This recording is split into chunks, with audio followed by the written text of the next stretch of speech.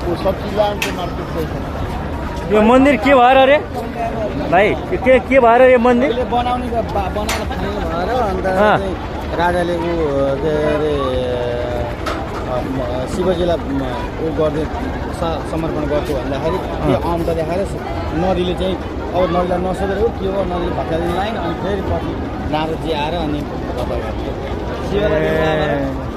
होइन शिवलाई अहङ्कार गर्छ शिवले भत्काउनुलाई अनि नदी शिवले नदिएका होइन अनि नारदजी आएर बचाएको अहङ्कार चाहिँ कसले गरे त्यो बनाउने राजाले बनाउने राजाले चाहिँ शिवजीलाई भनेर बनाइदिएको त्यो शिवजीको अहङ्कार देखाएर चाहिँ गङ्गा रिसाएर ए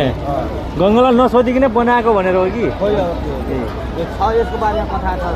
सर्च गरेर हेर्नु कति वर्ष भयो पहिले हो पहिले तर ढुङ्गा र माटो मात्र